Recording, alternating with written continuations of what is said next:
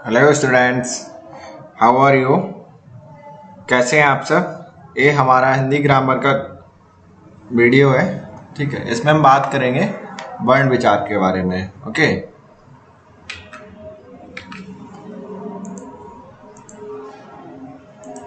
वर्ण विचार को इंग्लिश में बोलते हैं फोनोलॉजी, है ना। क्या बोलते हैं?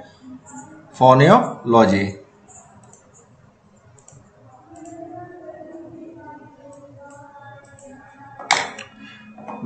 वर्ड क्या होते हैं? भाषा की सबसे छोटी इकाई वर्ड है ना। ये वे ध्वनि चिन्ह है जिनके और टुकड़े नहीं हो सकते, है ना। हिंदी भाषा में कितने वर्ड है? 52 वर्ड है जिनकी सहायता से अनेक शब्दों का निर्माण होता है ना। ये क्या है? आ ई उ ए ऐ घा चा हा या सा, ये क्या वर्ड है सारे ना। वर्ड की 3 विशेषताएं होती हैं। क्या? एक तो इनके और टुकड़े नहीं हो सकते, मतलब इनको आप और छोटा नहीं कर सकते वर्ड को ना। ये भाषा की सबसे छोटी इकाई होते हैं एंड इनके मेल से शब्द बनते हैं। जब आप दो वर्डों को मिला के लिखते हैं तो क्या शब्द बनता है ना।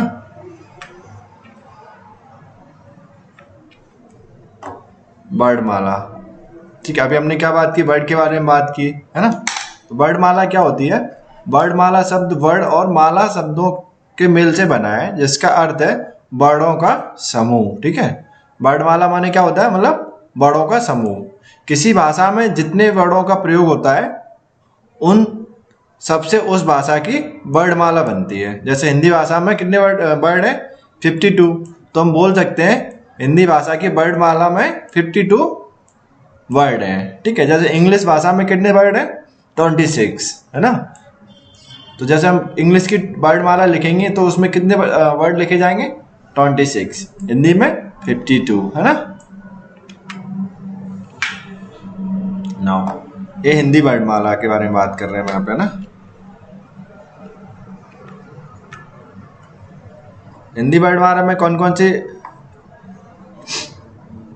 कितने होते हैं? जैसे स्वर कितने होते हैं? 11 होते हैं हमारे, है ना। 11 स्वर होते हैं, जैसे छोटा बड़ाई, छोटा बड़ा, छोटी बड़ी, छोटा ऊ बड़ा ऊ, ऋषि हो गया हमारा, ए बड़ा ए, ओ औ, है ना। व्यंजन कितने होते हैं? 33। अयोगवाद ध्वनियां कितनी होती है? 2 होती है। अन्न की बात करें तो ए ड़ा एंड ड़ा होता है। ठीक है, और संयुक्त व्यंजन कितने होते हैं?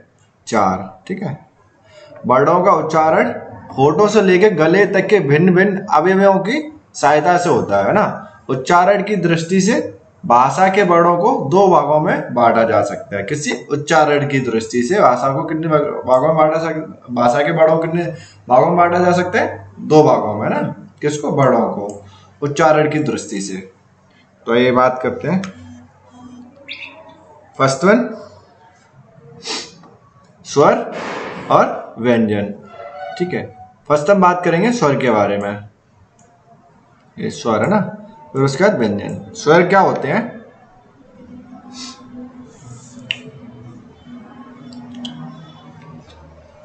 स्वर वे ध्वनियां हैं जिनके उच्चारण में हवा बिना किसी रुकावट के निकलती है ना। इनका उच्चारण स्वतंत्र रूप से होता है। मतलब जैसे स्वर का उच्चारण करेंगे तो हवा के हमारे गले में कहीं नहीं रुकेगी, एकदम स्वतंत्र रूप से उनका उच्चारण होगा ना। हम पहले से ही बात कर चुके हैं, हिंदी भाषा में 11 स्वर हैं। कौन कौन से? ये हिंदी भाषा के 11 स्वर हैं। ठीक है, ये आपको याद रखने हैं।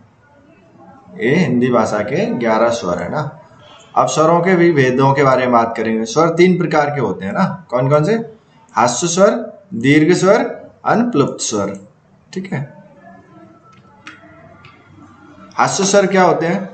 जिन स्वरों के उच्चारण में सबसे कम, मतलब एक मात्रा का समय लगता है ना, सबसे कम समय लगता है। बोलते हैं ना तुरंत इनका आ जाता है। जैसे आ, कितना टाइम लगा? बहुत कम, है ना। उच्चारण में बहुत कम समय लगता है ना, उसे क्या कहते हैं? हम हास्य स्वर कहते हैं। एक या 4 हैं। कौन कौन से हैं?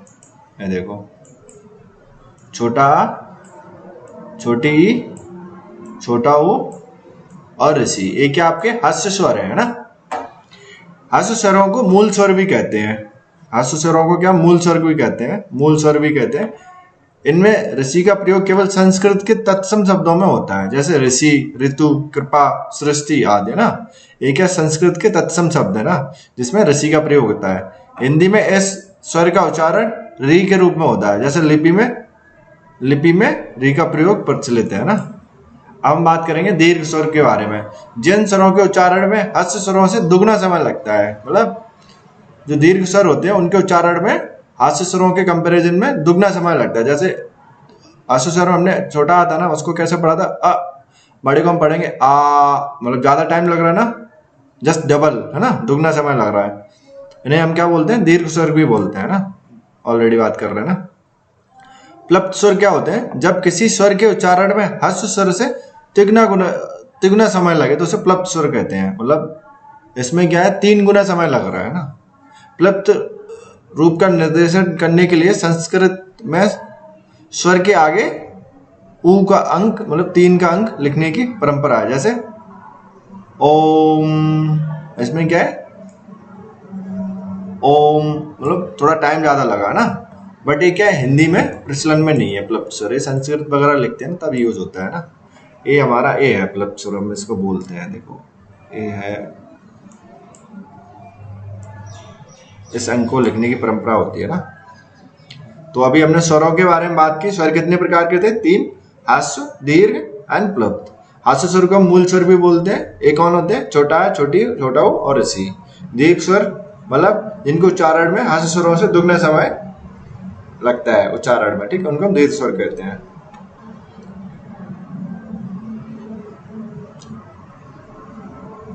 अब बात करें स्वरों की मात्राएं। शब्दों को लिखने में स्वर 2 रूपों में प्रयुक्त होते हैं।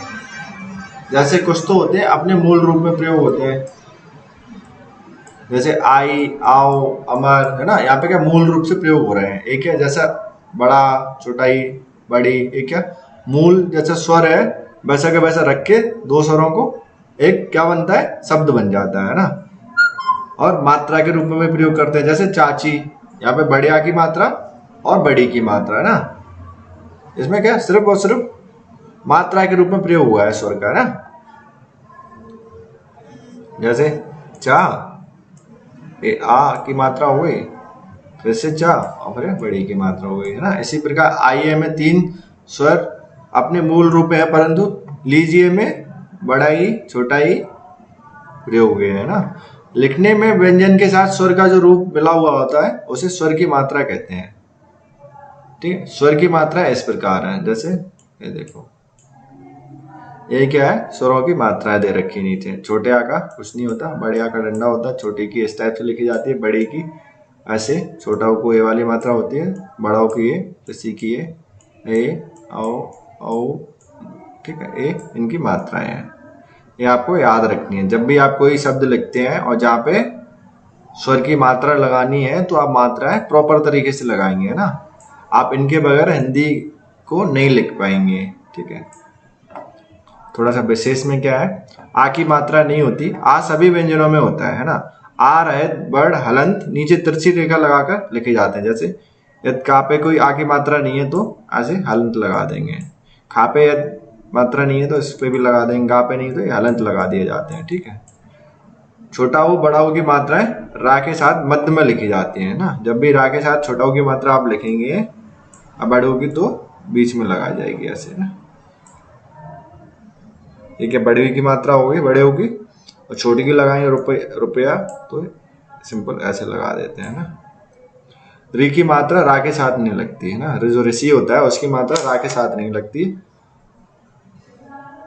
और सा के साथ ऋषि की मात्रा जोड़ने पर स्र बनता है ऐसे।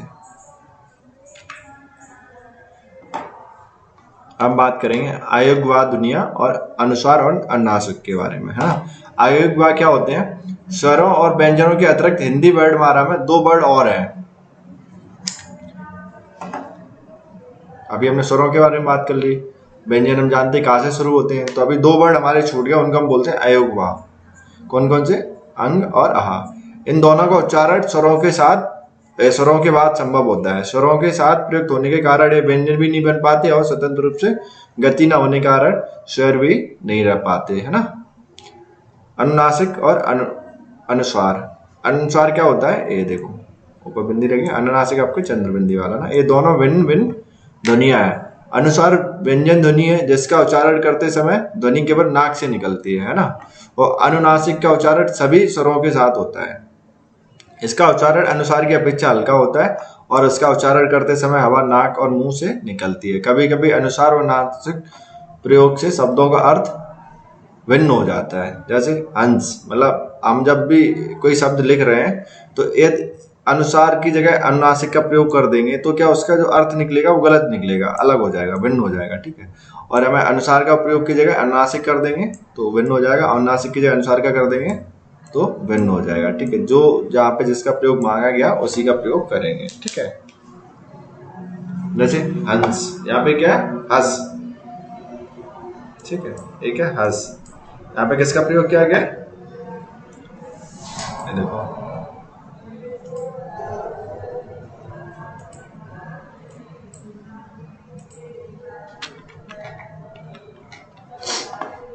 अनुसार का प्रयोग किया गया और हंस में अनुनासिक का। पक्षी क्रियापद। विसर्ग क्या होते हैं, विसर्ग का उच्चारण हा के समान होता है। विसर्ग केवल संस्कृत के मूल शब्दों में आते हैं, जैसे अंत, प्रातः, एक है संस्कृत के मूल शब्द है, मतलब किसी भी शब्द के पीछे दो बिंदी लगा देते हैं ना, उसको बोलते हैं विसर्ग। अब हम बात करेंगे व्यंजन के बारे में। व्यंजन क्या होते हैं, व्यंजन उन वर्णों को कहते हैं जिनका उच्चारण निर्बाध नहीं होता, अपितु जिनका उच्चारण करते समय श्वास मुख विवर के कंठ, तालु आदि स्थानों में रुककर निकलती है, जिससे मुख से निकलने वाली वायु में बाधा आती है। हिंदी में क्या 39 व्यंजन है ना।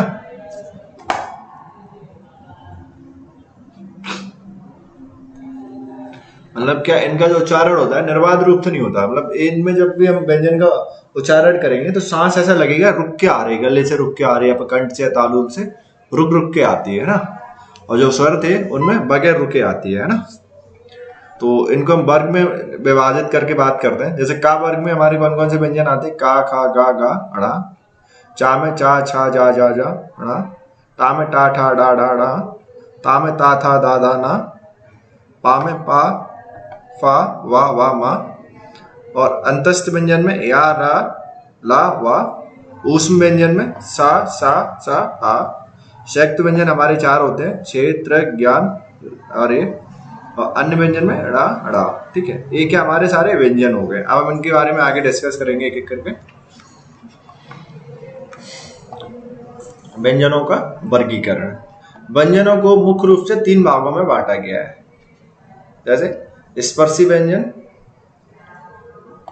अंतस्थ व्यंजन और ऊष्म व्यंजन। स्पर्शी व्यंजन क्या होते हैं, का से लेके मां तक व्यंजनों के 5 वर्ग है ना, हम ऑलरेडी डिस्कस कर चुके हैं। जैसे का, चा, टा, ठीक है, एंड मा, ठीक है। ये क्या आपका टा है, ता, का, चा, टा, ता, पा।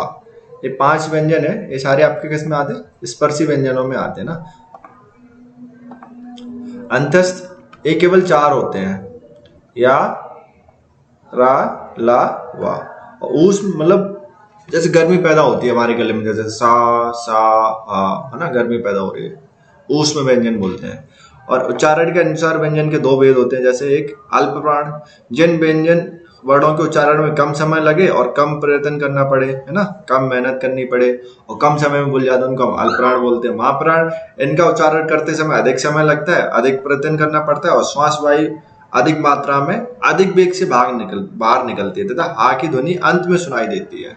इनको क्या बोलते हैं, महाप्राण बोलते हैं, ठीक है। उच्चारण के स्थान पर जैसे एक क्या हमारे अल्प प्राण है ना, अल्प प्राण व्यंजन, जैसे क, ख, ग, ग, ड़। महाप्राण में ख, घ, मतलब इनमें क्या है, घर्षण ज्यादा हो रहा है हमारे गले में, ठीक है। चा वर्ग के कौन कौन से शब्द होते हैं, मतलब जो वर्ग हैं उनके ये हम बात कर सकते हैं, ठीक है। हाँ, वर्णों का उच्चारण स्थान क्या होता है, कैसे उच्चारण होता है, फेफड़ों से निकलकर मुख और नासिका विवर में आने वाली वायु के सहारे ही ध्वनियों का उच्चारण किया जाता है ना। फेफड़ों से निकलती है वायु किससे? मुख और नाक के द्वारा। जब बाहर निकलती तभी तो उच्चारण किया जाता है ना। इसमें किसका क्या प्रयोग होता है? जीभ, कंठ, स्वरयंत्र, तालु, मूर्धा, दांत, ओष्ठ, नाक आदि अवयव उच्चारण में सहायता करते हैं। बोलते समय वायु फेफड़े से निकलकर श्वास नलिका से होती हुई बाहर की ओर आती है। उस समय जहां सांस रोका जाता है वह स्थान क्या कहलाता है? संबद्ध ध्वनि का उच्चारण स्थान कहलाता है। ठीक है। इन उच्चारण स्थानों के आधार पर व्यंजनों को 9 वर्गों में रखा जाता है ना। इसे हम चित्र के आधार पर आसानी से समझ सकते हैं। ठीक है। जैसे नासिक, इसमें कौन कौन से? अड़ा, अड़ा, अड़ा, अड़ा, ये सारे हमारे यहाँ से बोले जाते हैं। दंत से कौन से बोले जाते हैं? ता वर्ग के और ला और सा। मूर्धन्य से कौन से बोले जाते हैं? ऋषि और टा वर्ग के रा, रा, सा, है ना। एक इससे जीभ से बोले जाते हैं। दंतोष्ठ है ना, जैसे बा, इसमें दोनों का प्रयोग हो रहा है। ओष्ठ से ऊ, छोटा ऊ, बड़ा ऊ और पा वर्ग के, है ना। कंठोष्ठ से एक कंठ से हो रहा है ना आपका, जैसे ओ, औ, है ना, ये भी आपके कंठोष्ठ से ना। तालब मतलब तालु से, जैसे ई, बड़ा ई, चा वर्ग के चा, छा, जा, जा, है ना। इन सब में क्या आपका तालु प्रयोग हो रहा है। या, सा, है ना। ये हमारे क्या हो गए? उच्चारण के स्थान के आधार पर हम व्यंजनों के बारे में बात कर रहे थे। ठीक है। अभी फिर से बात करते हैं यहाँ पे कौन सा क्या है। जैसे कंठ, जिनका उच्चारण कंठ से होता है, मतलब गले से होता है। कौन कौन से? आ, छोटा, बड़ा, अंग, का, खा, गा, ऐसा हमारा कंठ से हो रहा है ना। जब अब बोल के देखो ना, आ, छोटा, बड़ा, है ना, का, खा, गा, डा, आ, इनमें क्या गले का प्रयोग हो रहा है ना। तालु, जैसे जिनका उच्चारण तालु के द्वारा होता है, जैसे ई, चा, छा, झा, झा, है ना, अड़ा, या, सा, इनमें क्या तालु का प्रयोग हो रहा है।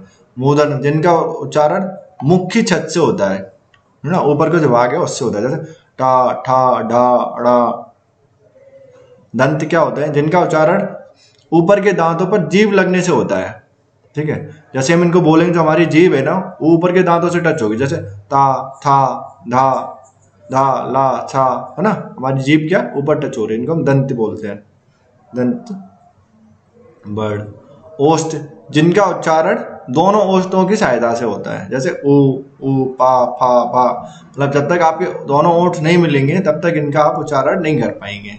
नासिक, मतलब इनका उच्चारण मुख और नासिक से होता है। दंतोष्ठ, जिनका उच्चारण निचले ओठों के साथ दांतों के मिलने से होता है। और कंठोष्ठ, जिनका उच्चारण कंठ और ओठों के द्वारा होता है। और कंठ तालुब, जिनका उच्चारण कंठ और तालु के द्वारा होता है ना। ये क्या हमारे सारे वर्णों का उच्चारण के स्थान पर वर्णों को कितने भागों में बांटा गया था? 9 वर्गों में रखा गया था ना, सारे व्यंजनों को। जो हमारे हिंदी वर्णमाला के व्यंजन है उनको 9 तरीके से बोला जाता है। किस स्थान का प्रयोग किया जाता है उस हिसाब से हमने यहाँ पे पूरा बांटा गया है। ठीक है। 9 कंठ, कंठ वो वर्ड हो गए, तालव्य व्यंजन हो गए, वर्ड हो गया, मूर्धन्य वर्ड हो गए, दंत वर्ड, ओष्ठ, नासिक, दंतोष्ठ, कंठोष्ठ और कंठ तालव्य। अभी हम बात करेंगे उच्चारण के समय स्वर तंत्रियों में कंपन के आधार पर हिंदी वर्णमाला के 2 वर्ग बनते हैं। मतलब जो स्वर तंत्रियों में कंपन होता है ना, उसके आधार पर देखें तो हिंदी माला के जितने भी वर्ण हैं उनके 2 वर्ग बनते हैं। एक तो अघोष होता है, एक सघोष होता है। तो अघोष क्या होता है?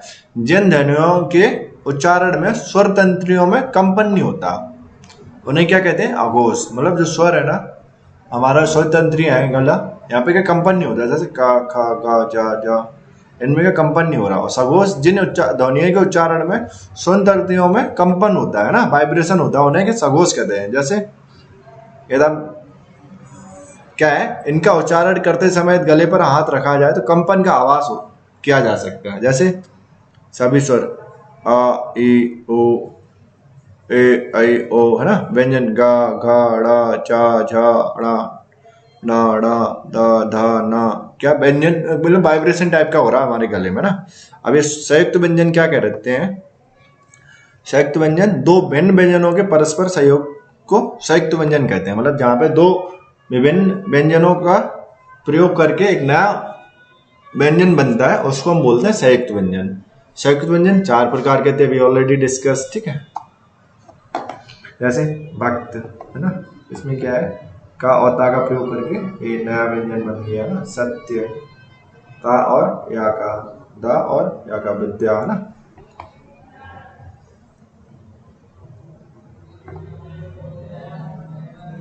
अच्छा, व्यंजन द्वित्व क्या होता है, मतलब एक ही व्यंजन का 2 बार प्रयोग होता है, उसको हम व्यंजन द्वित्व बोलते हैं। जैसे ता का यहाँ पे 2 बार प्रयोग किया गया ना, कुत्ता बोलते हैं, बच्चा में चा का प्रयोग 2 बार किया गया, लड्डू में डा का 2 बार प्रयोग किया गया, लट्टू में टा का 2 बार प्रयोग किया गया ना, इनको व्यंजन द्वित्व बोलते हैं,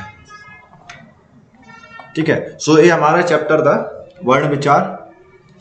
अब लोगों ने इसको काफी डिटेल में पढ़ा और फोटोओं का भी प्रयोग किया उसको समझने के लिए, उच्चारण कैसे किया जाता है जो हमारे वर्ड होते हैं वर्णमाला के, हिंदी वर्णमाला के, ठीक है। हमने स्वरों का पता किया, व्यंजनों का पता किया, और जो अयोग्यवाद ध्वनियां होती हैं, प्लुप्त व्यंजन, संयुक्त व्यंजन है ना, ये सबके बारे में लगभग बात की, ठीक है। तो अभी ये इसका अभ्यास है, उसको थोड़ा सा डिस्कस करते हैं। हिंदी में प्रयोग होने वाले सभी स्वर तथा व्यंजन कितने हैं, हमें टोटल दोनों की संख्या लिखनी है। यहाँ पे कितनी है, 52। सभी जोड़े बनाने, सही जोड़े ना, स्वरों में क्या बिना रुकावट के निकलती है है ना, और व्यंजनों में रुकावट से निकलती है। एक क्या हमारा अनुसार है, अनुनासिक है, एक है विसर्ग है ना। उच्चारण स्थल के अनुसार प्रत्येक के नाम को उसके उदाहरण से रेखा खींचनी है ना, किसका किसका प्रयोग हो रहा है, ठीक है। कोष्टक से हमें सही स्थान की वो करनी है, जैसे हमें दीन दुखी है ना, ये वाला। पिता ने प्रेमचंद के पैरों में अष्ट धातु की बेड़ियां डाल दी, ये डाल माने होता है रक्षा कवच ना। पिता की मृत्यु से प्रेमचंद पर मुसीबतों का पहाड़ टूट पड़ा, इस माने पड़ा होता है मतलब पढ़ना लिखना ना। पिता, पिता नहीं होता, पिता की कृपणता देख नचिकेता से न रहा गया, ठीक है। इसमें क्या है, सही वर्तनी वाले शब्दों पर गोला लगाना है, जैसे पारिवारिक, पारिवारिक, पारिवारिक, इसमें कौन सा सही है, हमें उस पर गोला लगाना है ना, ये सही है इसमें ना, इसमें ये सही है। आशीर्वाद लगा, कार्यक्रम ना, राष्ट्र, और इसमें क्या सही गलत लगाना है। माँ क्या महाप्राण व्यंजन है, ये आपको चैप्टर पढ़ने के बाद आपको सही पता चल जाएगा ना। बस स का उच्चारण आगे समान होता है ना। सा के साथ ऋषि की मात्रा जुड़ने पर ये बनता है ना। सा के स्वर सगोश व्यंजन है, आप बताओ, सोचो जरा इसको ना, ऐसे ही। इसमें क्या किया गया है, निम्नलिखित शब्दों में प्रयुक्त वर्णों को अलग अलग किया गया है। जैसे आशीर्वाद में देखो कैसे किया गया इसको, आ सा बड़ी की मात्रा, रा अलग कर दिया, वाह फिर बड़े आ की मात्रा लगी है, दा उस पर भी छोटी आ की मात्रा लगी, तो आशीर्वाद हो गया। ऐसे इसको करना है, इनको जोड़ के लिखना है, ठीक है, क्या लिखा है क्या नहीं लिखा है। सो ये हमारा वर्ड विचार का वीडियो था। आशा करता हूँ आप लोगों को एक काफ़ी अच्छे से समझ में आया होगा, ठीक है। ये क्या हमारा हिंदी ग्रामर का है, और हिंदी ग्रामर यदि आपकी अच्छी है तो आपको क्या है, ग्रामेटिकल जो हमारा एग्जाम में जो पोर्शन आता है आप उसको बहुत अच्छे से कर सकते हैं। और आप जब लिखते हैं ना तो आपकी जो वर्तनी है शब्द है ना, तो बहुत अच्छे से आप लिख सकते हैं। आपको हिंदी ग्रामर के मात्राओं का नहीं पता, व्यंजन का नहीं पता, संयुक्त व्यंजन का कैसे प्रयोग किया जाता है, तो क्या है ना, आपका जो लिखने की जो वर्तनी है उसमें काफ़ी सारी गलतियां हो जाती हैं, ठीक है। तो आशा करता हूँ आपको काफ़ी अच्छे से समझ में आया होगा। Okay, so thank you.